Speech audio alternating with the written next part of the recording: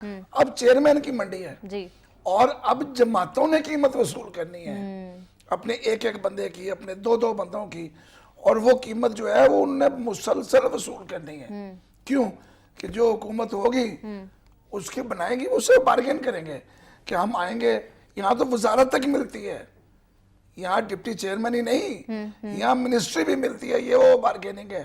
صحیح۔ اس وقت حکومت کی اپنی ایک دکان کھولی ہوئی ہے، زرداری صاحب نے اپنا ایک دکان کھولی ہوئی ہے، اور جناب قبلہ عمران خان صاحب کی چھوٹی منڈی ہے کیونکہ ان کے پاس تھوڑے بندے ہیں، پیسے البتہ محل جہانگیر ترین صاحب ماشاءاللہ خاصے خرچ سکتے ہیں، ٹھیک۔ یہ منڈی ان کو سونپی گئی ہے، خریدار وہ ہیں۔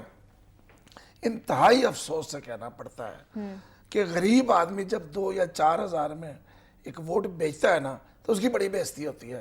ہم سب ہمیشہ سے کہتے آئے کہ لوگ ووٹ بیچ کے اپنا ان لوگوں کو چنتے کیوں ہیں؟ جی، ایک بریانی کی پلیٹ پہ اور کس طرح سے قیمے کا نان بھی ہوتا ہے جی، اس پر لوگ بک جاتے ہیں، مجھے شرمندگی ہے کہتے ہوئے۔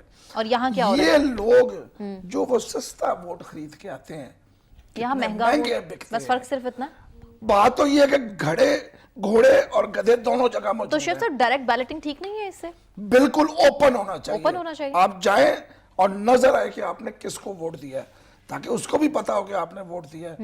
یہاں تو حالت یہ ہے، میں نے کل بھی کہا تھا، آج بھی کہہ رہا ہوں، کہ میاں نواز شریف صاحب کے قریب ترین آدمی جو لندن میں مسلسل ان کے ساتھ ہوتے ہیں، ہر جگہ آپ کو نظر آتے ہیں، پاکستان میں بھی ہوتے ہیں، زبیر گل ہار گئے، ان کی اپنی پارٹی کے اندر سے لوگوں نے ووٹ نہیں دیا۔